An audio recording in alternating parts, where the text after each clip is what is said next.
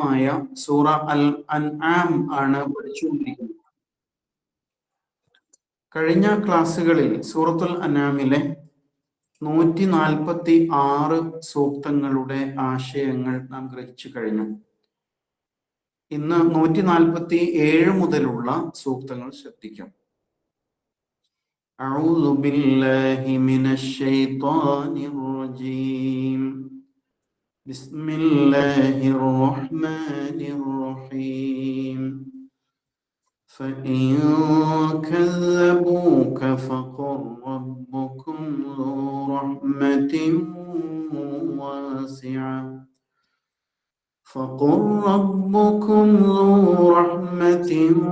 واسعة ولا يرد بأسه عن القوم المجرمين سيقول الذين أشركوا لو شاء الله ما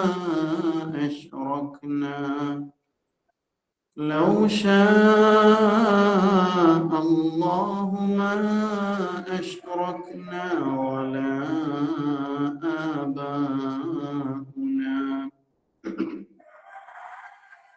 ولا آباؤنا ولا حرمنا من شيء كذلك كذب الذين من قبلهم حتى ذاقوا بأسنا قل هل عندكم من علم فتخرجوه لنا إن تتبعون إلا الظن وإن أنتم إلا تخرصون.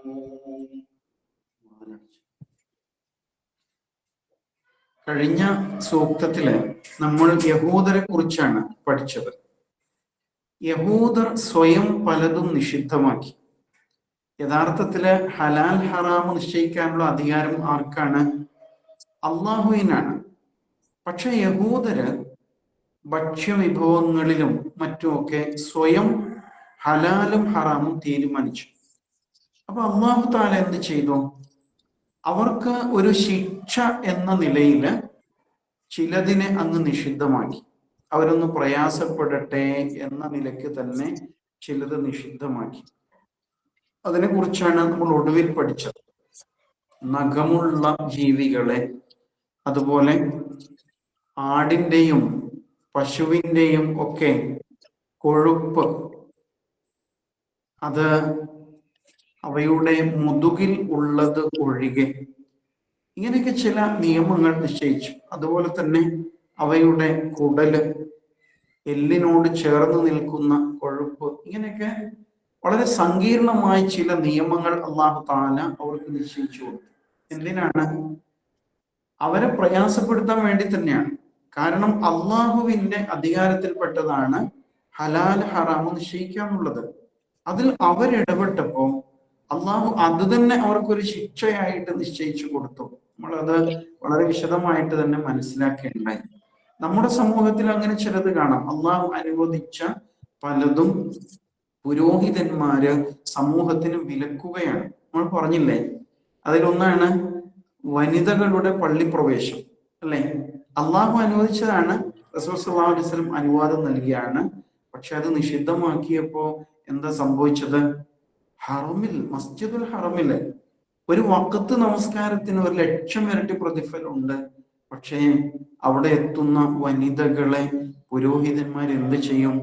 നമസ്കാരത്തിന്റെ സമയമാകുമ്പോൾ അവരെ റൂമിലേക്ക് കൊണ്ടുപോവാണ്. അങ്ങനെ ഒരു മാനസികാവസ്ഥ അവരിൽ സൃഷ്ടിക്കപ്പെട്ടിരിക്കുന്നു. പള്ളിയിൽ നിസ്കരിക്കൽ ഹറാമാണ് എന്ന പോലെ. ഇങ്ങനെ സ്വയം നിയമം ഉണ്ടാക്കിയിട്ട് അത് അവരവർക്ക് തന്നെ വലിയ കുരുക്കായി മാറുന്ന സാഹചര്യങ്ങൾ ഉണ്ടാവും. അങ്ങനെ ഒരു അവസ്ഥയിലാണ് യഹൂദർ എത്തിപ്പെട്ടിരിക്കുന്നത്. അല്ലാഹു സുബ്ഹാനഹു തആല ഇവിടെ സൂറത്തുൽ അൻആമില് ആരോടാ സംസാരിക്കുന്നത്? മക്കയിലെ ബഹുദൈവവാദികളോടാണ്, അല്ലെ? മക്കയിലെ ബഹുദൈവവാദികളും വിശ്വാസപരമായിട്ട് ഇങ്ങനെ പല തരത്തിലുള്ള വ്യതിചലനങ്ങൾ കൂടെ കൊണ്ട് നടന്നിരുന്നവരാണ്. ഈ സൂറയിലത്തെ നമ്മൾ പഠിക്കേണ്ടായി, അവര് അള്ളാഹുവിനെ നേർച്ച ചെയ്യുമ്പോൾ ഒരു നിയമം, അവരുടെ കുലദൈവങ്ങൾക്ക് നേർച്ചയാക്കുമ്പോൾ വേറൊരു നിയമം, ഇങ്ങനെയൊക്കെ സ്വയം നിയമങ്ങൾ ഉണ്ടാക്കിയിട്ടുണ്ട്. അപ്പൊ അള്ളാഹു സുബ്ഹാനഹു വ തആല ഇവിടെ 147-ാമത്തെ ആയത്തില് റസൂൽ സല്ലല്ലാഹു അലൈഹി വസല്ലമയെ അഭിമുഖീകരിച്ചുകൊണ്ട് ഒരു കാര്യം പറയാൻ പോവാണ്. എന്താ പറയുന്നത്? فإن كذبوك فقل ربكم ذو رحمة واسعة فقل ربكم ذو رحمة واسعة ولا يرد بأسه عن القوم المجرمين. فإن كذبوك അതിനാൽ ഇനിയും ഇൻ എങ്കിൽ കذبു അവർ നിഷേധിക്കുകയാണെങ്കിൽ ക നിന്നെ അഥവാ പ്രവാചക താങ്കളെ മക്കയിലെ ബഹുദൈവവാദികൾ തള്ളിപ്പറയാണെങ്കിൽ ഫഖുൽ അപ്പൊ താങ്കൾ പറയൂ റബ്ബുക്കും നിങ്ങളുടെ റബ്ബുണ്ടല്ലോ ദൂ റഹ്മത്തിൻ വാസിഅ ദൂ അവൻ ഉള്ളവനാണ്. എന്തുള്ളവൻ? ദൂ റഹ്മ കാരുണ്യം ഉടയവനാണ്. വാസിഅ വിശാലമായ വിപുലമായ കാരുണ്യത്തിന്റെ ഉടമയാണ് നിങ്ങളുടെ റബ്ബ് എന്ന് പറയും. വല യുറദ്ദു ബഅ്സുഹു പിന്നെ പറയേണ്ടത് എന്താണെന്നറിയോ? വല ഇല്ലെന്നും പറയും. റദ്ദ യറുദ്ദു തടഞ്ഞു എന്നാണല്ലോ. റുദ്ദ റുദ്ദയുടെ അർത്ഥം. യുറദ്ദു തടയപ്പെടും. വല യുറദ്ദു തടയപ്പെടുകയില്ല എന്നും പറയും. ബഅ്സുഹു അവന്റെ ശക്തി അല്ലെങ്കിൽ അവന്റെ ശിക്ഷ തടയപ്പെടുകയില്ല. അനിൽ ഖൗം ഒരു ജനത്തിൽ നിന്ന്, അൽ മുജ്രിമീൻ കുറ്റവാളികളായ ഒരു ജനത്തിൽ നിന്ന് അവരുടെ ശിക്ഷ തടയപ്പെടുകയില്ല. അള്ളാഹു അവരെ ശിക്ഷിക്കാൻ തീരുമാനിച്ചാൽ തീർച്ചയായിട്ടും ആ ശിക്ഷ നടപ്പാകും. അതിനെ പ്രതിരോധിക്കാൻ ആർക്കും സാധ്യമല്ല എന്ന് പറയുന്നത്. ആദ്യം പറഞ്ഞെന്താണ്? ഫഇൻ കദ്ദബൂക ഇവർ താങ്കളെ തള്ളിപ്പറയുകയാണെങ്കിൽ. എന്താ അങ്ങനെ പറഞ്ഞത്? അള്ളാഹു സുബ്ഹാനഹു വ തആല അനുവദനീയമാക്കിയവയെ റസൂൽ സല്ലല്ലാഹു അലൈഹി വസല്ലം അനുവദനീയമാക്കി. അള്ളാഹു നിരോധിച്ച കാര്യങ്ങളെ റസൂൽ സല്ലല്ലാഹു അലൈഹി വസല്ലം നിരോധിച്ചു. അപ്പൊ അവർ ഇടപെടാൻ തുടങ്ങി. നമ്മൾ കാരണവന്മാരായിട്ട് ചെയ്തു വരുന്ന കാര്യങ്ങൾ മുഹമ്മദ് മാറ്റത്തിരുത്തൽ വരുത്തുകയാണെന്നൊക്കെ പറഞ്ഞു അവര്. യഹൂദരും പറഞ്ഞു അതുപോലെ. യഹൂദരെ കുറിച്ച് ഇവിടെ പരാമർശിക്കാനുള്ള കാരണം ഇതാണ്. അള്ളാഹു അടിസ്ഥാനപരമായിട്ട് നിഷിദ്ധാക്കിയ എന്തൊക്കെയായിരുന്നു? അള്ളാഹു നിഷിദ്ധമാക്കിയത് നമ്മൾ നേരത്തെ പഠിച്ചിട്ടുണ്ട്. അത് ശവം, കേവല ശവം, മരിച്ചുപോയ ചത്തുപോയ ശവങ്ങൾ, അതുപോലെ ഒഴുക്കപ്പെട്ട രക്തം, പിന്നെ പന്നിമാംസം, അതുപോലെ തന്നെ അള്ളാഹു അല്ലാത്തവരുടെ പേരിൽ അറുക്കപ്പെട്ടത്. ഇതാണ് അടിസ്ഥാനപരമായിട്ട് നിഷിദ്ധം. പിന്നെ റസൂൽ സല്ലല്ലാഹു അലൈഹി വസല്ലം അതോട് ചേർത്തുകൊണ്ട് വേറെ ചില നിഷിദ്ധങ്ങൾ പഠിപ്പിച്ചിട്ടുണ്ട്. അതിൽപ്പെട്ടാണ് പട്ടി, അതുപോലെയൊക്കെയുള്ള മറ്റു ചില സംഗതികൾ. പിന്നെ കാലുകൊണ്ട് പിന്നെ ഇര പിടിക്കുന്നത് എന്നൊക്കെയുള്ള രൂപത്തിൽ പറഞ്ഞല്ലോ, ആ ഗണത്തിൽപ്പെട്ടത്. അതിനാൽ അള്ളാഹു തആല നിഷിദ്ധമാക്കിയതല്ലാത്ത മറ്റു വല്ലതും നിഷിദ്ധാക്കാൻ നിങ്ങൾക്ക് അധികാരമില്ലല്ലോ. അതിനാൽ ഫഇൻ കദ്ദബൂക് താങ്കൾ അവർക്ക് പറഞ്ഞു കൊടുക്കുന്ന നിയമവിധികളെ അവർ കളവാക്കിയാല് താങ്കൾ പറയണം റബ്ബുക്കും ദൂ റഹ്മത്തിൻ വാസിഅ നിങ്ങളുടെ പടച്ചോൻ ഇങ്ങനെ എന്തൊക്കെയോ കൃത്രിമ നിയമങ്ങൾ പറഞ്ഞിട്ട് മനുഷ്യരെ പ്രയാസപ്പെടുത്തുന്ന റബ്ബല്ല നിങ്ങളുടെ റബ്ബ്. അള്ളാഹു ഏറെ വിശാലമായ കാരുണ്യത്തിന്റെ ഉടമയാണ്. അവൻ അനുവദിച്ചതിനെ നിങ്ങൾ ഉപയോഗപ്പെടുത്തിക്കൊള്ളൂ. എന്തിനാ ഉപയോഗപ്പെടുത്താതിരിക്കുന്നത്? റബ്ബുക്കും ദൂ റഹ്മത്തിൻ വാസിഅ നിങ്ങളുടെ റബ്ബ് വിശാലമായ കാരുണ്യമുടയവനാകുന്നു അവൻ എന്ന് പറയാണ്. മറ്റൊന്ന് എന്താണെന്നറിയോ? നിങ്ങൾ ഇങ്ങനെയൊക്കെ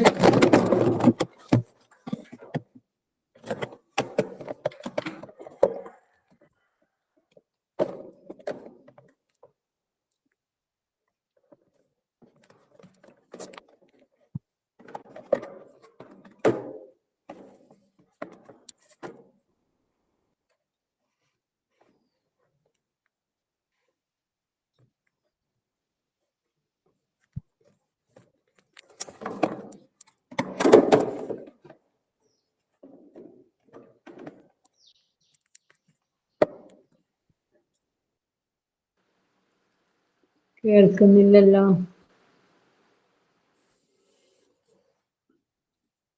നിങ്ങൾ ഇങ്ങനെയൊക്കെ ചെയ്യുമ്പോൾ അള്ളാഹു സുബ്ഹാനഹു വ തആല നിങ്ങൾ എന്തുകൊണ്ടാണ് ശിക്ഷിക്കാത്തത് എന്നൊരു പക്ഷെ നിങ്ങൾ ആലോചിക്കുന്നുണ്ടാവും. അവൻ വിശാലമായ കാരുണ്യമുടയവനായതുകൊണ്ടാണ് നിങ്ങളെ അവൻ ശിക്ഷിക്കാത്തത് എന്ന് നിങ്ങൾ മനസ്സിലാക്കുക. അതേ സമയത്ത് ഒരു പരിധി വിട്ടാൽ അവന്റെ ശിക്ഷയെ കുറ്റവാളികളായ സമൂഹത്തിന് തടഞ്ഞു നിർത്താൻ കഴിയാതെ വരും എന്നും അള്ളാഹു അവരെ താക്കീത് ചെയ്യാണ്. ഇതാണ് 147 സൂക്തത്തിന്റെ ഉള്ളടക്കം. ഇനി നമുക്ക് 148 പോകാം. سيقول الذين أشركوا لو شاء الله ما أشركنا لو شاء الله ما أشركنا ولا آباؤنا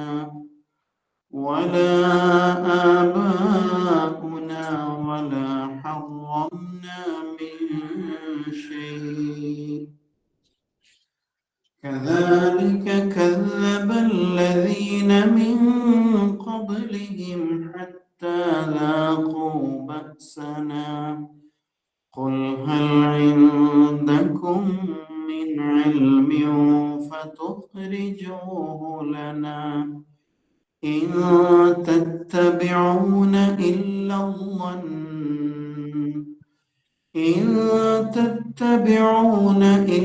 الظن وإن أنتم إلا تخرصون سيقول പറയും സയഖൂലു സുഫഹാഉ. രണ്ടാമത്തെ ജുസു ആരംഭിച്ചത് അങ്ങനെയാണ്. അതേ പ്രയോഗമാണ്. സയഖൂൽ പറയും. അല്ലദീന അശ്റകൂ ആരാണ് പറയാം? ബഹുദൈവ വിശ്വാസികൾ, മുശ്രിക്കുകളായ അള്ളാഹു അല്ലാത്തവരെ അള്ളാഹുവിൽ പങ്കു ചേർക്കുന്ന ആൾക്കാർ പറയും. എന്താ അവർ പറയാന്നറിയോ? ലൗ ഷാ അല്ലാഹു, ലൗ എങ്കിൽ, ഷാ ഉദ്ദേശിച്ചു, അള്ളാഹു അള്ളാഹു ഉദ്ദേശിച്ചെങ്കിൽ, മാ അശ്റക്ന ഞങ്ങൾ പങ്കു ചേർക്കുമായിരുന്നില്ല, വല ആബാഉന ഞങ്ങളുടെ പിതാക്കളും പങ്കു ചേർക്കുമായിരുന്നില്ല, അള്ളാഹുവിൽ പങ്കു ചേർക്കുമായിരുന്നില്ല, വല ഹറംന ഞങ്ങൾ നിഷിദ്ധമാക്കുകയും ചെയ്യുമായിരുന്നില്ല, മിൻ ഷൈഇൻ യാതൊന്നും, ഒന്നിനെയും ഞങ്ങൾ നിഷിദ്ധമാക്കുകയും ചെയ്യുമായിരുന്നില്ല. ഇതാണ് ബഹുദൈവവാദികളുടെ ഒരു വാദം. എന്താ പറഞ്ഞത്? സയഖൂലുല്ലദീന അശ്റകൂ, ബഹുദൈവവാദികൾ പറയാൻ തുടങ്ങും, ലൗ ഷാ അല്ലാഹു അള്ളാഹു ഉദ്ദേശിച്ചുവെങ്കിൽ, മാ അശ്റക്ന ഞങ്ങൾ ശിർക്ക് ചെയ്യുമായിരുന്നില്ല, വല ആബാഉന ഞങ്ങളുടെ പിതാക്കളും ചെയ്യുമായിരുന്നില്ല, വല ഹറംന മിൻ ഷൈ ഞങ്ങൾ ഒന്നിനെയും പങ്കു ചേർക്കുകയും ചെയ്യുമായിരുന്നില്ല. ഇത് പലപ്പോഴും മനുഷ്യന്റെ മനഃശാസ്ത്രപരമായ ഒരു ന്യായീകരണമാണ്. പ്രവാചകന്മാർക്ക് മുമ്പിൽ അല്ലെങ്കിൽ പ്രബോധകന്മാർക്ക് മുമ്പിൽ മനുഷ്യര് ഉത്തരം പറയാൻ കഴിയാതെ ഉത്തരം മുട്ടിപ്പോകുന്ന സമയത്ത് ആളുകൾ ഉന്നയിക്കുന്ന ഒരു ന്യായമാണിത്. അല്ല, നീ എന്താ ഇങ്ങനെ, നീ എന്താണ് മദ്യപിക്കുന്നത് എന്ന് നമ്മൾ ചോദിച്ചൊന്നിരിക്കട്ടെ. അപ്പൊ അയാൾ എന്താ ചിന്തിക്കുന്നുണ്ടാ? എന്നെ പടച്ചോൻ ഇങ്ങനെ ആക്കിയതല്ലേ, അള്ളാഹു ഉദ്ദേശിച്ചില്ലെങ്കിൽ ഞാൻ ഇങ്ങനെ ആകുമായിരുന്നോ? അള്ളാഹു ഉദ്ദേശിക്കാതെ ഈ ലോകത്ത് ഒരു കാര്യം നടക്കില്ല എന്നല്ലേ? അപ്പൊ ഞാൻ മദ്യപാനിയായത് അള്ളാഹു എങ്ങനെ ഉദ്ദേശിച്ചിട്ടായിരിക്കും? ഞാൻ അള്ളാഹുവിൽ പങ്കു ചേർക്കുന്നവനായത് അള്ളാഹു അങ്ങനെ ഉദ്ദേശിച്ചിട്ടായിരിക്കും. അള്ളാഹുവിനും അത് ഇഷ്ടമാണ്, അതുകൊണ്ടല്ലേ എനിക്ക് അങ്ങനെ ചെയ്യാൻ പറ്റുന്നത്. ഇത് നല്ലൊരു ന്യായീകരണമാണ്. കേൾക്കുമ്പോൾ നമ്മൾ സംശയിക്കും, ശരിയാണല്ലോ ആ പറഞ്ഞത്, അല്ലെങ്കിൽ അയാൾക്കത് ചെയ്യാൻ പറ്റുമോ? അല്ലെ, ഒരാളിപ്പോ മദ്യപിക്കുകയാണെങ്കിൽ അതിനുള്ള കാശ് അയാൾക്ക് കിട്ടണമെങ്കിൽ അള്ളാഹു ഉദ്ദേശിക്കണ്ടേ? അയാൾക്ക് മദ്യം കിട്ടണമെങ്കിൽ മദ്യം ഉള്ളയിടത്തേക്ക് പോകാൻ അയാൾക്ക് ശക്തി നൽകുന്നത് അള്ളാഹു അല്ലേ? ആ മദ്യം കൈകൊണ്ട് എടുക്കാൻ ആ ഗ്ലാസ് കൈകൊണ്ട് എടുക്കാനും കുടിക്കാനുള്ള കഴിവ് നൽകിയത് അള്ളാഹു അല്ലേ? ഇങ്ങനെ ഒരാൾക്ക് ചിന്തിക്കാം. അപ്പൊ അള്ളാഹു തന്നെയാണ് എന്നെ ഈ കോലത്തിലാക്കിയത്. അങ്ങനെ അള്ളാഹുവിന്റെ മേൽ കുറ്റം ആരോപിക്കുന്ന, പഴിചാരുന്ന ഒരു പ്രവണത കാണും. അള്ളാഹു ഇങ്ങനെയായിരിക്കും എന്നെ കൊണ്ട് ഉദ്ദേശിച്ചത്. അപ്പൊ ശിർക്ക് ചെയ്യുന്ന ആൾക്കാരുടെ മനസ്സിലും അങ്ങനെ ഉണ്ടാവും. എന്താണ്? അള്ളാഹുവിന് ഇഷ്ടമാണ്, അതുകൊണ്ടല്ലേ ഈ കേന്ദ്രം ഇത്രയും പ്രസിദ്ധമായത്, എത്ര ആയിരക്കണക്കിന് ആൾക്കാരെ ഇവിടെ വരുന്നത്, അല്ലെ? എന്തോ ഉണ്ട്, അള്ളാഹുവിന് ഇഷ്ടം തന്നെയാണ് ഇങ്ങനെയൊക്കെ ചെയ്യുന്നത് എന്ന് ആളുകളുടെ മനസ്സിൽ തോന്നും, അല്ലെ? അങ്ങനെയാണ് മനുഷ്യന്റെ അവസ്ഥ. പോലെ ആള് പലിശ ഇടപാട് നടത്താൻ, അപ്പൊ ആ കച്ചവടം നല്ല ഉഷാറായിട്ട് പോകുന്നു, ഇഷ്ടം പോലെ കാശ്. അയാൾക്ക് തോന്നും അള്ളാഹുവിനും ഇത് ഇഷ്ടമായിരിക്കും, അതുകൊണ്ടാണ് അള്ളാഹു താൻ എനിക്ക് ഇങ്ങനെ ഒരു അവസരം തന്നത്, അല്ലെങ്കിൽ എന്റെ കച്ചവടം പൊളിഞ്ഞു പോകേണ്ടതല്ലേ. ഇങ്ങനെ ഒരു സുഖകരമായ രൂപത്തില് തന്റെ അവസ്ഥയെ വ്യാഖ്യാനിക്കാൻ ശ്രമിക്കുന്ന ഒരു പ്രവണതയെ കുറിച്ചാണ് ഇവിടെ അള്ളാഹു പറയുന്നത്. എന്താണ്? ലൗ ഷാ അല്ലാഹു മാ അശ്റക്ന വലാ ആബാഉന. അള്ളാഹു ഉദ്ദേശിച്ചെങ്കിൽ മാത്രമേ, അള്ളാഹു ഉദ്ദേശിച്ചെങ്കിൽ ഞങ്ങൾ ശിർക്ക് ചെയ്യുമായിരുന്നില്ല, ഞങ്ങളുടെ പിതാക്കളും ശിർക്ക് ചെയ്യായിരുന്നില്ല, പിതാക്കൾ ചെയ്തുകൊണ്ടാണ് ഞങ്ങളും ചെയ്യാൻ തുടങ്ങിയത്. ഇങ്ങനെ പറയാം. അപ്പൊ കേൾക്കുമ്പോൾ നമുക്കും തോന്നുന്നില്ലേ അതിലൊരു ശരിയില്ലേ? അള്ളാഹു വിചാരിക്കാതെ കാര്യം നടക്കോ എന്ന് നമ്മൾ ആലോചിച്ചു.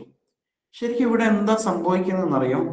മനുഷ്യര്, അള്ളാഹു താല മനുഷ്യന് സ്വാതന്ത്ര്യം നൽകിയിട്ടുണ്ട്, ശരിയാണ്. അള്ളാഹു നൽകിയ സ്വാതന്ത്ര്യത്തെയും തൻ്റെ ഇഷ്ടങ്ങളെയും മനുഷ്യർ ചേർത്ത് വെക്കുകയാണ്. എന്നിട്ട് അതിനെ ന്യായീകരിക്കാൻ ശ്രമിക്കുകയാണ്. അത് ഭയങ്കര അബദ്ധമല്ലേ? അള്ളാഹു സ്വാതന്ത്ര്യം നൽകിയിട്ടുണ്ട്. എന്തിനാണ്? നല്ലത് തിരഞ്ഞെടുക്കാനാണ് യഥാർത്ഥത്തിൽ സ്വാതന്ത്ര്യം. അള്ളാഹു നല്ലതും ചീത്തയും കാണിച്ചു തന്നു, എന്നിട്ട് അതിൽ നിന്ന് നല്ലത് തിരഞ്ഞെടുക്കാനുള്ള സ്വാതന്ത്ര്യമാണ്. അതൊരു പരീക്ഷണത്തിന്റെ ഭാഗമാണ്. പക്ഷെ അള്ളാഹു സ്വാതന്ത്ര്യം നൽകിയിരിക്കുന്നു, അതുകൊണ്ട് ഞാൻ തിന്മ തിരഞ്ഞെടുത്തു എന്നൊരാൾക്ക് പറയാൻ പറ്റുമോ? ഇങ്ങനെ പറയുമ്പോൾ അയാൾ അബദ്ധത്തിൽ അകപ്പെടുകയാണല്ലോ. അപ്പൊ നമ്മുടെ ജീവിതത്തിൽ നമ്മൾ തന്നെ പരസ്പരം സ്വാതന്ത്ര്യങ്ങൾ പങ്കുവെക്കുന്നു, അനുഭവിക്കുന്നു, അനുവദിക്കുന്നു, അല്ലെ? ഇപ്പൊ മാതാപിതാക്കള് മക്കൾക്ക് സ്വാതന്ത്ര്യം നൽകാറുണ്ട്, അല്ലെ? നീ ഒരു സ്ഥലത്ത് പോയിട്ട് വാ, കടയിൽ പോയിട്ട് സാധനം വാങ്ങിച്ചു കൊണ്ടുപോവാ എന്ന് പറഞ്ഞു. അപ്പൊ അവൻ പോയിട്ട് എന്തൊക്കെയോ കളിച്ച് കാശ് തീർത്ത് കളഞ്ഞാലോ? എനിക്ക് കാശ് തന്നിരിക്കുന്നു അവര്, അതുകൊണ്ട് വേറെ പലതും ചെയ്തു എന്ന് പറഞ്ഞാൽ, അധ്യാപകൻ വിദ്യാർത്ഥികൾക്ക് സ്വാതന്ത്ര്യം നൽകും. ഒരു ഇന്റർവെൽ, അവർക്ക് ഡ്രില്ലിന്റെ കളിയുടെ ടൈമാണ്, PT ആണ് എന്ന് പറയില്ലേ, കളിക്കാൻ വേണ്ടിയിട്ട് അവർ പുറത്തേക്ക് പോയി. അപ്പൊ അവരങ്ങനെ തന്നെ നേരെ വീട്ടിലേക്ക് പോയി. അപ്പൊ എന്തായി? ഞങ്ങളെ ടീച്ചേഴ്സ് പുറത്തേക്ക് വിട്ടതാണ് എന്ന് പറഞ്ഞിട്ട് അങ്ങനെ വീട്ടിലേക്ക് പോകാൻ പാടുണ്ടോ? അല്ലെ? ടീച്ചർ അനുവദിച്ചാണ്. ആ അനുവാദത്തിന് ഒരു പരിധി ഉണ്ടായിരുന്നു എന്നുള്ളതാണ്. മേലുദ്യോഗസ്ഥൻ കീഴുദ്യോഗസ്ഥർക്ക് ചിലപ്പോൾ സ്വാതന്ത്ര്യം നൽകും. നീ അതെന്താന്ന് വെച്ചാല് വേണ്ടതുപോലെ ചെയ്യും. അപ്പൊ അയാൾക്ക് തോന്നുന്ന പോലെ ചെയ്യാൻ പറ്റുമോ? ഗവൺമെന്റിന് കാര്യങ്ങളൊക്കെ റൂൾസ് ഉണ്ടാവും, അതനുസരിച്ച് ചെയ്യാൻ പറ്റുള്ളൂ. എനിക്ക് അനുവാദം കിട്ടിയപ്പോൾ ഞാനങ്ങ് ചെയ്തു എന്ന് പറയാൻ പാടില്ലല്ലോ. യഥാർത്ഥത്തിൽ ഇതാണ് സംഭവിക്കുന്നത്. അള്ളാഹു തആല മനുഷ്യന് സ്വാതന്ത്ര്യം നൽകിയത് എന്തും ചെയ്യാം എന്ന അർത്ഥത്തിലല്ല, മറിച്ച് അതിൽ ഏറ്റവും ഉത്തമമായത് തിരഞ്ഞെടുക്കാൻ വേണ്ടിയിട്ടാണ്. അപ്പൊ ചിലരൊരു വാദം ഉന്നയിക്കും. എന്താണ്? ഇപ്പൊ ക്ലാസ് ടീച്ചർ കുട്ടികളെ പുറത്തേക്ക് വിട്ടു, അവര് വീട്ടിലേക്ക് പോയി. ആ കാര്യം അധ്യാപകന് അറിയില്ലല്ലോ. ബെല്ലടിച്ചിട്ടും കുട്ടികൾ തിരിച്ചു വരാതിരിക്കുമ്പോഴല്ലേ അധ്യാപകന് മനസ്സിലാകുന്നുള്ളൂ കുട്ടികള് വീട്ടിലേക്ക് പോയി കളഞ്ഞതാണ് എന്ന് മനസ്സിലാവുള്ളൂ. പക്ഷെ അള്ളാഹു അങ്ങനെയല്ലല്ലോ. ഒരാളിപ്പോ ഒരു തെറ്റ് ചെയ്യുമ്പോൾ ആ സമയത്ത് തന്നെ അള്ളാഹുവിന് അറിയാം. അപ്പൊ അള്ളാഹുവിന് ഇഷ്ടമില്ലെങ്കിൽ അപ്പൊ അള്ളാഹുവിന് തടഞ്ഞുകൂടെ എന്നായിരിക്കും അവരുടെ ചോദ്യം, അല്ലെ? അള്ളാഹു കാരുണ്യവാനാണ്. അള്ളാഹു തആല ഒരാളെ തെറ്റ് ചെയ്യുമ്പോ അപ്പൊ തന്നെ അയാളെ തടഞ്ഞു, അല്ലെങ്കിൽ അയാളെ നശിപ്പിച്ചു കളഞ്ഞാൽ എന്തായിരിക്കും സംഭവിക്കാം? ഈ ലോകത്ത് പിന്നെ ഒരു മനുഷ്യനും ഉണ്ടാവില്ല, അല്ലെ? അങ്ങനെയാണ് സംഭവിക്കുക. മാത്രമല്ല, അള്ളാഹു ഒരാൾ തെറ്റ് ചെയ്യുമ്പോൾ അപ്പൊ തന്നെ തടഞ്ഞാൽ ഒരാളെ പരീക്ഷിക്കുക എന്നുള്ള അള്ളാഹുവിന്റെ ലക്ഷ്യം സാധ്യമാകാതെ വരും എന്നതാണ് മറ്റൊരു പ്രശ്നം. ഒരാൾ ഒരു തെറ്റ് ചെയ്ത് അയാളുടെ പേരിൽ അത് രേഖപ്പെടണം. അങ്ങനെയാണല്ലോ അള്ളാഹുവിന്റെ തീരുമാനം. അതിന്റെ അടിസ്ഥാനത്തിൽ നാളെ പരലോകത്ത് അയാൾക്ക് വിചാരണ ഉണ്ടാവും. അങ്ങനെയാണ് നിശ്ചയം. അപ്പൊ അതിനാൽ അള്ളാഹു അറിഞ്ഞിട്ടും എന്തുകൊണ്ട് എന്നെ തടഞ്ഞില്ല? ഞാൻ ശിർക്ക് ചെയ്യുന്നു, ഷിർക്കിന്റെ കേന്ദ്രങ്ങളിൽ പോകുന്നു, അങ്ങനെ പലരെയും വിളിച്ച് പ്രാർത്ഥിക്കുന്നു, എന്നിട്ടും അള്ളാഹു എന്നെ തടഞ്ഞില്ലല്ലോ. അപ്പൊ അള്ളാഹുവിനും ഇത് ഇഷ്ടമാണ് എന്നല്ലേ അതിന്റെ അർത്ഥം എന്നാണ് അവർ പറയുന്നത്. അപ്പൊ മനസ്സിലാക്കേണ്ടത്, അള്ളാഹു കാരുണ്യവാനായത് കൊണ്ടാണ് അയാൾക്ക് പിന്നെയും ഈ ലോകത്ത് ജീവിക്കാൻ അവസരം കൊടുത്തത്. ഈ ഒരു അവസരം ഉപയോഗിച്ച് അയാൾ തൗബ ചെയ്തെങ്കിലും എന്നാണ് അള്ളാഹു ആഗ്രഹിക്കുന്നത് എന്ന് മനസ്സിലാക്കണം. മനുഷ്യനും മറ്റ് ജീവികളും തമ്മിലൊരു വ്യത്യാസമുണ്ട്, അല്ലെ? ഇപ്പൊ മറ്റ് ജീവികളാണെങ്കിൽ അവർക്ക് വേറെ ആലോചനയൊന്നുമില്ല. അവർക്ക് തിന്നണം, കുടിക്കണം, ജീവൻ ഉള്ളത് കൊണ്ട് ജീവിക്കണം എന്നതിനപ്പുറം വേറെ ഡ്യൂട്ടി ഇല്ല. അവരെന്ത് കണ്ടാലും ഒന്ന് മണത്തു നോക്കും, കഴിക്കാൻ പറ്റുന്നതാണെങ്കിൽ കഴിക്കും, അല്ലെങ്കിൽ കഴിക്കില്ല. ഇതാണ് മറ്റ് ജീവികളുടെ അവസ്ഥ. പക്ഷെ മനുഷ്യൻ അങ്ങനെ അല്ലല്ലോ. മനുഷ്യന് സ്വയം തീരുമാന അധികാരമുണ്ട്, ഞാൻ എന്ത് ചെയ്യണം, ചെയ്യരുത്. അതോടൊപ്പം അവന്റെ അകത്ത് മനസ്സാക്ഷി എന്ന ഒരു സോഫ്റ്റ്വെയർ വർക്ക് ചെയ്തുകൊണ്ടിരിക്കുന്നുണ്ട്. എന്ത് ചെയ്യുമ്പോഴും നല്ലതാണോ ചീത്തയാണോ, നല്ലതാണെങ്കിൽ മനസ്സിന് സുഖം, ചീത്തയാണെങ്കിൽ കുറ്റബോധം സംഭവിച്ചുകൊണ്ടേയിരിക്കുന്നുണ്ട്, അല്ലേ? തീർച്ചയായും. പക്ഷെ എന്നിട്ടും തെറ്റ് ചെയ്തിട്ട് അതിനെ ന്യായീകരിക്കാൻ കഴിയുന്നത് എന്തുകൊണ്ടാണ് എന്നത് പ്രത്യേകം ആലോചിക്കേണ്ട ഒരു വിഷയമാണ്. അള്ളാഹു സുബ്ഹാനഹു വ തആല രണ്ട് തരത്തില് നമ്മിൽ വിധി കൽപ്പിക്കുന്നുണ്ട്. അതിൽ ഒന്ന് എന്താണ്? പ്രകൃതിപരമായ പ്രാപഞ്ചികമായ ഘടനയിലുള്ള ഒരവസ്ഥയാണ്. അണു അളവ് തെറ്റാത്ത വിധത്തില് അള്ളാഹു സുബ്ഹാനഹു വ തആല ചില കാര്യങ്ങൾ നടപ്പിലാക്കുന്നുണ്ട്. അതിന് മശീഅത്ത് എന്ന് പറയും, അല്ലെങ്കിൽ ഇറാദത്ത് എന്ന് പറയും. അള്ളാഹു ഉദ്ദേശിച്ചതെന്തോ അത് തന്നെ. എന്റെ രൂപം എന്തുകൊണ്ട് ഇങ്ങനെയായി? അള്ളാഹു നിശ്ചയിച്ചതാണ്. അതിന് മാറ്റം വരുത്താൻ എന്റെ പ്രവൃത്തികൾ കൊണ്ട്, എന്റെ പ്രാർത്ഥനകൾ കൊണ്ട് എനിക്ക് കഴിയും? സാധ്യമല്ല. അല്ലെങ്കിൽ പിന്നെ പോയിട്ട് പ്ലാസ്റ്റിക് സർജറി ഒക്കെ ചെയ്ത് സ്റ്റൈല് മാറ്റിയെടുക്കണം, അല്ലെ? പ്രകൃതിപരമായി എന്റെ അവസ്ഥ ഇതാണ്. ഇങ്ങനെ പല കാര്യങ്ങളുണ്ട്. എൻ്റെ ഡേറ്റ് ഓഫ് ബർത്ത് എന്തുകൊണ്ട് ഇങ്ങനെയായി, ഇന്ന ദിവസമായി? എൻ്റെ മാതാപിതാക്കൾ എന്തുകൊണ്ട് ഇന്ന ആളുകളായി? എന്തുകൊണ്ട് എനിക്ക് കണ്ണുകൊണ്ടേ കാണാൻ കഴിയുന്നുള്ളൂ, എന്തുകൊണ്ട് മൂക്കുകൊണ്ട് കാണാൻ കഴിയുന്നില്ല? ഇങ്ങനെ കുറെ കാര്യങ്ങളുണ്ട്. ഇതൊക്കെ അള്ളാഹു നിശ്ചയിച്ചതാണ്. ആ കാര്യങ്ങളിൽ നമുക്ക് പറയാം, അള്ളാഹു ഉദ്ദേശിച്ചത് കൊണ്ടാണ് ഞാൻ ഇങ്ങനെ, അല്ലെ? അത് ഉറപ്പാണ്. പക്ഷെ അതേ സമയത്ത് രണ്ടാമതൊരു വകുപ്പുണ്ട്. എന്താണത്? അള്ളാഹു തആല സൃഷ്ടികളില് ബോധപൂർവം ഏൽപ്പിച്ചിരിക്കുന്ന ഉത്തരവാദിത്തങ്ങളാണത്. എന്ത് ചെയ്യാം, എന്ത് ചെയ്യരുത്, അവൻ പഠിപ്പിച്ചിട്ടുണ്ട്. അത് അത് ആ രൂപത്തിൽ തന്നെ പാലിക്കപ്പെടുക എന്നുള്ളതാണ്. അതിന് നമുക്ക് സ്വാതന്ത്ര്യം നൽകിയിട്ടുണ്ട്. പക്ഷേ എന്ത് ചെയ്യണം, എന്ത് ചെയ്യരുത് എന്നത് അള്ളാഹു ഉദ്ദേശിക്കും വിധത്തിൽ ചെയ്യുമ്പോഴാണ് അള്ളാഹുവിങ്കിൽ നിന്ന് നമുക്കതിന് പ്രതിഫലം ലഭിക്കുന്നത്. അതിനാൽ ഒരാൾ തെറ്റ് ചെയ്തിട്ട് ഇങ്ങനെ ന്യായീകരിക്കുന്നതിൽ ഒരർത്ഥവുമില്ല. ലൗ ഷാ അല്ലാഹു മാ അശ്റക്ന, അള്ളാഹു ഉദ്ദേശിച്ചിരുന്നെങ്കിൽ ഞങ്ങൾ അള്ളാഹുവിൽ പങ്കു ചേർക്കുമായിരുന്നില്ല. വല ആബാഉന, ഞങ്ങളുടെ പൂർവികരും അങ്ങനെ ചെയ്യുമായിരുന്നില്ല. അതിനാൽ ഞങ്ങളിപ്പോ ചെയ്തുകൊണ്ടിരിക്കുന്നത് അള്ളാഹുവിനും ഇഷ്ടമാണ് എന്ന നിലക്ക് അതിനെ ന്യായീകരിച്ചു കളയാം. വല ഹറംന മിൻ ഷൈ, ഞങ്ങൾക്ക് ഒന്നും നിഷിദ്ധമാക്കാനും കഴിയുമായിരുന്നില്ല. ഇപ്പൊ ഞങ്ങൾ പലതിനെയും നിഷിദ്ധമാക്കി, പലതിനെയും ഹലാലാക്കി. അത് സ്വയം നിയമം ഉണ്ടാക്കിയതാണ്. അള്ളാഹുവിന് അത് ഇഷ്ടമായിരുന്നില്ലെങ്കിൽ അള്ളാഹു തആലക്ക് അതിന് തടയാമായിരുന്നില്ലേ എന്നാണ് ഒരു ന്യായം ഉന്നയിച്ചത്. അള്ളാഹു സുബ്ഹാനഹു വ തആല ഇനി അതിന് മറുപടി പറയാൻ പോവാണ്. അടുത്ത ഭാഗം, കദാലിക കദ്ദബല്ലദീന മിൻ ഖബ്ലിഹിം, കദാലിക് അപ്രകാരം, കദ്ദബ കളവാക്കിയിട്ടുണ്ട്, അല്ലദീന മിൻ ഖബ്ലിഹിം ഇവരുടെ മുൻഗാമികളും, ഹത്ത ദാഖു ബഅസന, ഹത്ത വരെ, ദാഖു ദാഖ രുചിച്ചു, അനുഭവിച്ചു, ഹത്ത ദാഖു അവർ അനുഭവിക്കും വരെ, ആസ്വദിക്കും വരെ, ബഅ്സന, നമ്മുടെ ശിക്ഷ അനുഭവിക്കുന്നത് വരെ. മുൻഗാമികൾ ഇങ്ങനെ ചെയ്തിട്ടുണ്ട്. ഇപ്പൊ ഇസ്രയേലിൽ തന്നെ മക്കക്കാരുടെ മുൻഗാമികളാണ്. അതേപോലെ മുമ്പ് കഴിഞ്ഞു പോയ പല സമൂഹങ്ങളും ഇങ്ങനെ കൃത്രിമങ്ങൾ ചെയ്തിട്ടുണ്ട്. ഇപ്പൊ നമ്മൾ ഇപ്പൊ നിലവിലുള്ള വേദക്കാരെ കുറിച്ച് തന്നെ പഠിച്ചു നോക്കൂ. ക്രൈസ്തവ സമൂഹത്തിനും യഹൂദ സമൂഹത്തിനും അള്ളാഹു ഖണ്ഡിതമായിട്ട് നിഷിദ്ധമാക്കിയ പലതിനെ കുറിച്ച് നമ്മൾ പറഞ്ഞില്ലേ, അല്ലേ? എന്ന് പറഞ്ഞാൽ പലിശ അവർക്ക് നിഷിദ്ധമാണ്, പന്നിമാംസം നിഷിദ്ധമാണ്. അതുപോലെ കഴിഞ്ഞ ക്ലാസ്സിൽ വേദഗ്രന്ഥത്തിലെ അഥവാ ബൈബിളിലെ തന്നെ ചില ഉദ്ധരണികൾ നമ്മൾ പറയണ്ടായി. പക്ഷെ ഇങ്ങനെ അള്ളാഹു നിഷിദ്ധമാക്കിയിട്ടും അവർ സ്വയം പലതും അനുവദനീയമാക്കി, അള്ളാഹു അനുവദനീയമാക്കിയ പലതും നിഷിദ്ധമാക്കി എന്നുള്ളതാണ് അവർക്ക് സംഭവിച്ചത്. അപ്പൊ അള്ളാഹു തആല ഇങ്ങനെ മുൻഗാമികൾ ചെയ്തപ്പോ അവരെ ശിക്ഷിച്ചിട്ടുണ്ട് എന്നുകൂടി ഇവിടെ ചേർത്ത് പറയാണ്.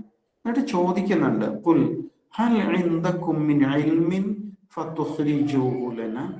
അവരോട് ചോദിക്കും, ഹൽ ഇൻദകും, നിങ്ങളുടെ പക്കൽ ഉണ്ടോ, മിൻ ഇൽമിൻ, വല്ല അറിവും, ഫതുഖ്രിജൂഹു ലനാ, എങ്കിൽ നിങ്ങൾ അത് നമ്മുടെ മുമ്പിൽ പ്രൊഡ്യൂസ് ചെയ്യൂ. അഖ്റജ യുഖ്രിജു, പുറത്തു കൊണ്ടുവന്നു, പുറപ്പെടുവിച്ചു. ഫതുഖ്രിജൂഹു ലനാ, എങ്കിൽ അത് നിങ്ങൾ ഞങ്ങൾക്ക് മുമ്പിൽ അവതരിപ്പിക്കൂ എന്ന് പറയാൻ. തെളിവുണ്ടെങ്കിൽ കൊണ്ടുപോവാ, ഹലാലിന്റെ ലിസ്റ്റ് കൊണ്ടുപോവാ, ഹറാമിന്റെ ലിസ്റ്റ് കൊണ്ടുപോവാ, അതാണല്ലോ നിലപാട്. അങ്ങനെ കൊണ്ടുവരാണെങ്കിൽ ഞങ്ങൾ അംഗീകരിക്കാം. അല്ലാതെ സ്വയം തീരുമാനം എടുത്ത് കളയരുത് ഒന്നിലും. നിങ്ങൾ സ്ത്രീധനം ഹലാലാക്കി, നമ്മൾ കഴിഞ്ഞ ക്ലാസ്സിൽ പരാമർശിച്ച വിഷയമാണ്, അല്ലേ? മുസ്ലിം സമുദായത്തിലും സ്ത്രീധനം ഹലാലാക്കപ്പെട്ടു. പുരോഹിതന്മാർ അതിന് ന്യായങ്ങൾ പറഞ്ഞു. യഥാർത്ഥത്തിൽ അത് എന്താണ്? നിഷിദ്ധമല്ലേ? അങ്ങനെ നിങ്ങളൊരു നിയമം ഉണ്ടാക്കിയപ്പോ നമ്മുടെ നാട്ടില് എത്ര ഗാർഹിക പീഡനങ്ങളാണ്, അല്ലേ? എത്ര മരണങ്ങളാണ് സംഭവിച്ചത്? ആലോചിച്ച് നോക്കൂ. എത്ര പെൺകുട്ടികൾ വിവാഹം എന്ന ഒരു സ്വപ്നമായിട്ട് അവശേഷിക്കുന്ന അവസ്ഥയിലായി.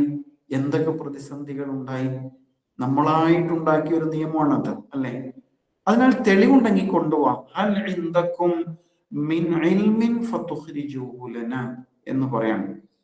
ഒടുവിൽ അല്ലാഹു പറയുന്നു, ഇൻ തത്തബിഊന ഇല്ല വന്ന, ഇൻ അല്ല, തത്തബിഊൻ നിങ്ങൾ പിൻപറ്റുന്നില്ല, ഇല്ല വന്ന ഊഹത്തെയല്ലാതെ പിൻപറ്റുന്നില്ല, വ ഇൻ അൻതും നിങ്ങൾ അല്ലതാനും, ഇല്ല തഖ്റുസൂൻ, ഖറസ യഖ്റുസു മതിച്ചു പറഞ്ഞു എന്നാണ്. ഒരു കാര്യം ഉണ്ടല്ലോ, കച്ചവടക്കാരൊക്കെ മതിപ്പു വില എന്ന് പറയില്ലേ, ഇങ്ങനെ തോന്നും പോലെ പറയാം, ഇത്ര കിട്ടുമെന്നാണ് ഞാൻ വിചാരിക്കുന്നതൊക്കെ പറയും പോലെ, അള്ളാഹുവിന് ഇത് ഇഷ്ടമാണെന്നാണ് ഞാൻ കരുതുന്നത്, ഇങ്ങനെയൊക്കെ പറയാം. അതാണ് ഹറസ എന്ന് പറഞ്ഞാൽ അർത്ഥം. ഹറസ യഹ്റുസു, മതിച്ചു പറഞ്ഞു, ഊഹിച്ചു പറഞ്ഞു. കേൾക്കുന്ന ആൾക്ക് അത് ശരിയാണെന്ന് തോന്നിപ്പോകും. ആ രൂപത്തിലുള്ള പലതരം വാദങ്ങൾ ഉന്നയിക്കുന്ന അവസ്ഥയാണ്. അപ്പൊ നമ്മൾ കാണുന്നില്ലേ, യൂട്യൂബിലൊക്കെ എന്തൊക്കെയാണ്, അല്ലെ, മാജിക്കുകളാണ് പറഞ്ഞുകൊണ്ടിരിക്കുന്നത്.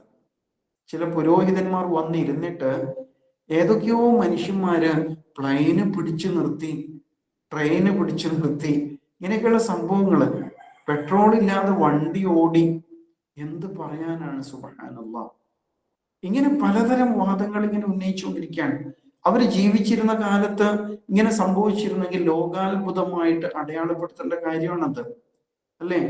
പറന്നുകൊണ്ടിരിക്കുന്ന ഫ്ലൈറ്റ്, അദ്ദേഹം എത്തിച്ചേരാൻ അല്പം നേരം വൈകും, അല്ലെങ്കിൽ ഏതോ ഒരു യാത്രക്കാരൻ നേരം വൈകും, അതുകൊണ്ട് അദ്ദേഹത്തെ വിളിച്ച് പ്രാർത്ഥിച്ചപ്പോ പെട്ടെന്ന് ഫ്ലൈറ്റ് പിടിച്ചു നിർത്തി എന്നൊക്കെയാണ് പറയുന്നത്. അങ്ങനെ ഒരു സംഭവം ചരിത്രത്തിൽ ഉണ്ടായിട്ടുണ്ടെങ്കിൽ അതൊരു അത്ഭുതമായിട്ട് രേഖപ്പെടേണ്ടതല്ലേ, അല്ലേ? തീർച്ചയായിട്ടും അങ്ങനെയാണ്. പക്ഷെ ഇങ്ങനെ പല തരത്തിലുള്ള വാദങ്ങൾ ഉന്നയിക്കപ്പെട്ടുകൊണ്ടേയിരിക്കുന്നത് കാണാം. അതൊക്കെയും കേവലമായി കെട്ടിച്ചമച്ചുണ്ടാക്കുന്ന വർത്തമാനങ്ങളാണ് എന്നാണ് പറഞ്ഞു വരുന്നതിന്റെ ചുരുക്കം. അതിനാൽ അന്ധവിശ്വാസങ്ങളിലും അനാചാരങ്ങളിലും ഒക്കെ ഏർപ്പെട്ടിട്ട് അതിനെ ന്യായീകരിക്കുന്ന രീതി ഒട്ടും ശരിയല്ല. അത് അള്ളാഹുവിന്റെ മേൽ കെട്ടിച്ചമക്കുന്നത് അതിലും ശരിയല്ല എന്ന് മനസ്സിലാക്കണം. ഇനി 149 ആയത്ത് ഇതിന്റെ തന്നെ തുടർച്ചയാണ്. ഖുൽ ഫലില്ലാഹിൽ ഹുജ്ജത്തുൽ ബാലിഗ ഫലൗ ശാഅ ലഹദാകും അജ്മഈൻ. ഖുൽ പ്രവാചക അവരോട് പറയും, ഫലില്ലാഹ് അല്ലാഹുവിൻ്റെതാണ് എന്ന് പറയും. അൽ ഹുജ്ജ, അൽ ഹുജ്ജ ന്യായം, തെളിവ്, അൽ ബാലിഗ ലക്ഷ്യത്തിലെത്തുന്ന തെളിവ് അള്ളാഹുവിൻ്റെതാണ്. അൽ ഹുജ്ജത്തുൽ ബാലിഗ കുറിക്ക് കൊള്ളുന്ന തെളിവ് അള്ളാഹുവിങ്കലാകുന്നു എന്ന് പറയും. ഇത്തരത്തിലുള്ള തെറ്റായ പ്രചരണങ്ങൾക്കെതിരെ കുറിക്കുകൊള്ളുന്ന ന്യായം അള്ളാഹുവിങ്കലുണ്ടെന്ന് പറയും. ഫലൗ ശാഅ അവൻ ഉദ്ദേശിച്ചിരുന്നെങ്കിൽ ലഹദാക്കും ല തീർച്ചയായും ഹദാ അവൻ സന്മാർഗത്തിലാക്കിയേനെ ക്കും നിങ്ങളെ അജ്മഈൻ സകലരെയും സന്മാർഗത്തിലാക്കിയേനെ. വല്ലാത്തൊരായത്താണ്. ചെറിയൊരു വാചകമാണെങ്കിലും കുറിക്കുകൊള്ളുന്ന പ്രയോഗമാണ്. ഖുൽ പ്രവാചക അവരോട് പറയും, ഫലില്ലാ അള്ളാഹുവിങ്കലാണ്, അള്ളാഹുവിൻ്റെതാണ്, അൽ ഹുജ്ജ തെളിവ് ന്യായം, അൽ ബാലിഗ ലക്ഷ്യത്തിലെത്തുന്ന ന്യായം. ഹുജ്ജത്തുല്ലാഹിൽ ബാലിഗ ഷാ വലിയുല്ലാഹി ദഹ്ലവിയുടെ പ്രസിദ്ധമായ ഒരു ഗ്രന്ഥത്തിന്റെ പേരാണ്. ദൈവികമായ ന്യായം അതാണല്ലോ പ്രധാനം. അതിന്റെ അടിസ്ഥാനത്തിലാണ് ഈ ലോകം നിലനിൽക്കുന്നത്, അല്ലെ? നമ്മൾ ഓരോന്നിനും ന്യായങ്ങൾ പറയുന്നില്ലേ? ആ ന്യായങ്ങളുടെ ഒക്കെ പിന്നില് ദൈവികമായ ഇടപെടലുകളാണ്. പ്രകൃതിപരമായ ന്യായങ്ങളുണ്ട്, അതുപോലെ ഈ ലോകം നിലനിൽക്കുന്നതിന് പിന്നിലൊക്കെ പല ന്യായങ്ങളുണ്ട്. അങ്ങനെയാണെങ്കിൽ യഥാർത്ഥ ന്യായം അള്ളാഹുവിങ്കിൽ നിന്നുള്ളതാണ്. ഹുജ്ജത്ത് എന്ന് പറഞ്ഞാൽ ന്യായം, തെളിവ്, പ്രമാണം എന്നൊക്കെ അർത്ഥമുണ്ട്. ബലഗ എന്ന് പറഞ്ഞാൽ എത്തുക എന്നാണ് വാക്കിന്റെ അർത്ഥം, ലക്ഷ്യത്തിൽ എത്തുക. ബാലിഗ എന്ന് പറയുമ്പോൾ അതാണ് ഉദ്ദേശം. തബ്ലീഗ് എത്തിക്കുക എന്നാണ് അർത്ഥം. തബ്ലീഗ് എത്തിക്കലാണ്. ഖൗലും ബലീഗ് എന്ന് പറഞ്ഞാൽ മനസ്സിനെ സ്വാധീനിക്കുന്ന, നെഞ്ചിൽ തറയ്ക്കുന്ന വാക്ക് എന്നാണ് അർത്ഥം. ഫലില്ലാഹിൽ ഹുജ്ജത്തുൽ ബാലിഗ അള്ളാഹുവിങ്കലാണ് കുറിക്കുകൊള്ളുന്ന ന്യായമുള്ളത്. നിങ്ങൾ ഈ പറയുന്നതൊക്കെ കേട്ടിരിക്കാനൊക്കെ രസമാണ്. ഞാൻ ചെയ്യുന്ന തെറ്റ് അള്ളാഹുവിന് ഇഷ്ടമായിരിക്കാം, അതുകൊണ്ടല്ലേ എനിക്ക് ചെയ്യാൻ പറ്റുന്നത് എന്നൊക്കെ ഇങ്ങനെ അഴകുഴമ്പൻ ന്യായം പറയാം. അള്ളാഹു ന്യായം പറയുന്നത് എങ്ങനെയാണ്? കൃത്യമായ തെളിവിന്റെ, യുക്തിയുടെ, ബുദ്ധിയുടെ, ലോജിക്കിന്റെ അടിസ്ഥാനത്തിലാണ്. അവൻ ഹലാലും ഹറാമും നിശ്ചയിച്ചു വെച്ചിട്ടുണ്ട്. അതല്ലാത്ത ഒരു ഹലാലും ഇല്ല, ഒരു ഹറാമും ഇല്ല. പിന്നെ നിങ്ങൾ എങ്ങനെയാണ് ഇത്തരം അവ്യക്തമായ കാര്യങ്ങൾ ഇങ്ങനെ പ്രചരിപ്പിക്കുന്നത്? ഫലില്ലാഹിൽ ഹുജ്ജത്തുൽ ബാലിഗ ഈ തർക്കത്തിൽ അള്ളാഹു ഉന്നയിക്കുന്ന ന്യായങ്ങളാണ് സത്യം തുറന്നു കാട്ടുന്നത്. അതാണ് നിങ്ങളെ സന്മാർഗത്തിലേക്ക് നയിക്കുന്നത്. അതിനെതിരിലുള്ള വാദങ്ങളൊക്കെയും പൊള്ളയാണ് എന്ന് പറയാണ്. അതെങ്ങനെ മനസ്സിലാവും? നമ്മൾ ഖുർആൻ വീണ്ടും പഠിക്കണം, അപ്പോഴാണ് മനസ്സിലാക്കാൻ കഴിയും. ഇനി നിങ്ങൾ പറഞ്ഞല്ലോ, അള്ളാഹു ഉദ്ദേശിച്ചിരുന്നെങ്കിൽ ഞങ്ങൾ ശിർക്ക് ചെയ്യുമായിരുന്നില്ല. അള്ളാഹു അതിന് മറുവശം പറയാണ്, അള്ളാഹു ഉദ്ദേശിച്ചിരുന്നെങ്കിൽ നിങ്ങൾ എല്ലാവരും സന്മാർഗം പ്രാപിക്കുമായിരുന്നു. അതാണ് ഫലൗ ശാഅ ലഹദാകും അജ്മഈൻ. അതും ശരിയല്ലേ? അങ്ങനെയൊന്ന് ആലോചിച്ച് നോക്കൂ. നിങ്ങൾ നെഗറ്റീവായിട്ട് മാത്രം ചിന്തിക്കല്ലേ, പോസിറ്റീവായിട്ട് ചിന്തിക്കും. അള്ളാഹു ഉദ്ദേശിച്ചിരുന്നെങ്കിൽ ഞങ്ങൾ സന്മാർഗം പ്രാപിക്കും എന്നും പറയാലോ. എന്താണ് അള്ളാഹു ഇങ്ങനെ പറഞ്ഞത്? അള്ളാഹു അങ്ങനെ ഉദ്ദേശിച്ചിട്ടില്ലേ?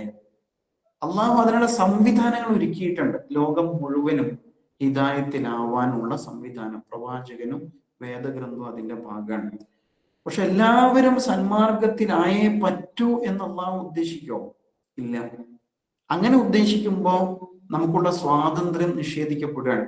അപ്പൊ ഈ ലോകം പരീക്ഷണമാണ് എന്നുള്ള അള്ളാഹുവിന്റെ തീരുമാനം ലംഘിക്കപ്പെടും, അല്ലെ? നിർബന്ധപൂർവം ഈ ലോകത്തെ 850 കോടി മനുഷ്യരും സത്യവിശ്വാസികളായാൽ, സന്മാർഗം പ്രാപിച്ചാല് നല്ല കാര്യമാണ്. പക്ഷെ അത് അവർ സ്വയം തീരുമാനിക്കണം. അള്ളാഹു അങ്ങനെ അടിച്ചേൽപ്പിക്കുകയില്ല എന്നാണ് മനസ്സിലാക്കേണ്ടത്. അള്ളാഹു ഉദ്ദേശിച്ചെങ്കിൽ സന്മാർഗത്തിലായേനെ എന്ന് പറയുമ്പോൾ അതിന്റെ ആശയം തന്നെ അള്ളാഹു അങ്ങനെ ഉദ്ദേശിച്ചിട്ടില്ല എന്നാണ്. പക്ഷെ ഒരാൾക്ക് സ്വയം തീരുമാനം എടുക്കാം, അതിനുള്ള അധികാരവും അവസരവും ഉണ്ട് എന്ന് മനസ്സിലാക്കണം. അതിനാൽ പോസിറ്റീവായിട്ട് ചിന്തിക്കും, അള്ളാഹു ഉദ്ദേശിച്ചെങ്കിൽ എനിക്ക് സന്മാർഗം പ്രാപിക്കാം. അങ്ങനെ ഒരാൾ ആഗ്രഹിക്കുന്നുണ്ടെങ്കിൽ അയാൾ അതിനു വേണ്ടിയിട്ട് ശ്രമിക്കണം. നമ്മൾ ശ്രമിച്ചുകൊണ്ടിരിക്കുന്ന അതാണ്. ഖുർആൻ പഠിക്കുന്നു, നല്ല ശീലങ്ങൾ ജീവിതത്തിൽ കൊണ്ടുവരുന്നു, ഉത്തമ സംസ്കാരം ആർജിക്കുന്നു. അങ്ങനെയാകുമ്പോൾ നമ്മുടെ ആഗ്രഹവും അള്ളാഹുവിന്റെ തീരുമാനവും ഒന്നിച്ചു വരും.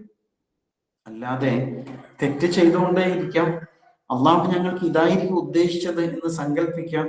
അങ്ങനെ മുന്നോട്ട് പോയാലോ ഒരാൾ കൂടുതൽ കൂടുതൽ വഴികേടുകളിൽ ചെന്നുപെടും. ഈ സൂക്തങ്ങള് ശരിക്കും വിശകലനം ചെയ്യേണ്ട സൂക്തങ്ങളാണ്.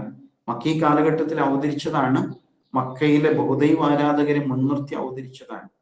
നമ്മൾ പ്രത്യേകം ഓർക്കേണ്ടത്, നമ്മുടെ നാട്ടില് പൊതുസമൂഹത്തിൽ തന്നെ ബഹുദൈവവാദം വളരെ ശക്തമാണ്. അവരതിനെ പലതരത്തിലും ന്യായീകരിക്കുന്നത് കാണാം. പല ഐതിഹ്യങ്ങളും കഥകളും ചേർത്ത് പറഞ്ഞുകൊണ്ട് അതിനെ ന്യായീകരിക്കാൻ ശ്രമിക്കും. മുസ്ലിം സമൂഹത്തിനകത്തും വ്യതിചലനങ്ങൾ സംഭവിക്കുമ്പോൾ അവരും ഇങ്ങനെയൊക്കെ ന്യായീകരിച്ചു കളയും.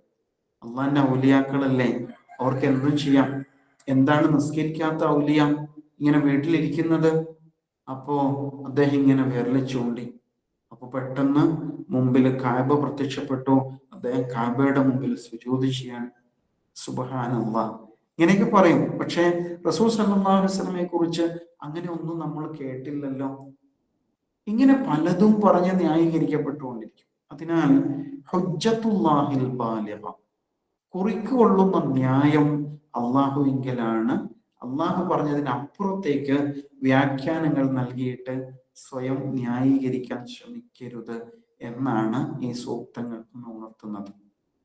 മുസ്ലിം സമൂഹത്തിന്റെ അകത്തും പലതരം ജീർണതകൾ കടന്നുകൂടുന്നുണ്ട്. അതിനൊക്കെതിരില് കൃത്യമായ നിലപാട് ഈ സൂക്തങ്ങൾ നമ്മെ ബോധ്യപ്പെടുത്തുന്നു. അല്ലാഹു സുബ്ഹാനഹു വ തആല അവനിൽ വിശ്വാസം അർപ്പിച്ചുകൊണ്ട് ശുദ്ധപ്രകൃതി നിലനിർത്തിക്കൊണ്ട് ജീവിതം നയിക്കുവാൻ നമുക്കെല്ലാം തൗഫീഖ് നൽകുമാറാകട്ടെ. അല്ലാഹുവേ, ഞങ്ങളുടെ എല്ലാ സതുദ്ദേശങ്ങളും സഫലീകരിച്ചു തരണേ നാഥ.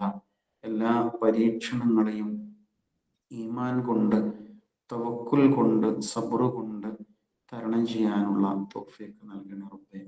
രോഗങ്ങളിൽ നിന്ന് ശിഫ നൽകി അനുഗ്രഹിക്കണേ നാഥ. മാനസികമായ അസ്വസ്ഥതകൾക്ക് ശമനം നൽകി അനുഗ്രഹിക്കണേ റബ്ബേ. സാമ്പത്തിക ഞെരുക്കങ്ങൾ അനുഭവിക്കുന്നവർക്ക് ഉള്ളതിൽ തൃപ്തിപ്പെടുന്ന മനസ്സ് നൽകി അനുഗ്രഹിക്കണേ നാഥ. കടബാധ്യതകളിൽ നിന്ന് മോചനം നൽകി അനുഗ്രഹിക്കണേ റബ്ബേ. ബന്ധങ്ങളെ കൂടുതൽ ഊഷ്മളമാക്കണേ റബ്ബേ. ഞങ്ങളുടെ മനസ്സിൽ ഏകദൈവത്വത്തിന്റെ ശുദ്ധപ്രകൃതി നിലനിർത്തണേ നാഥ.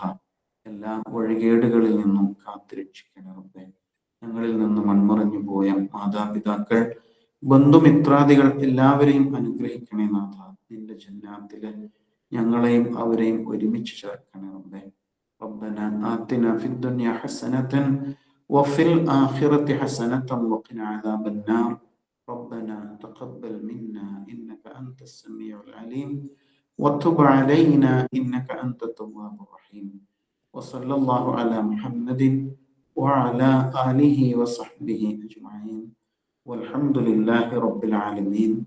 السلام عليكم ورحمة الله.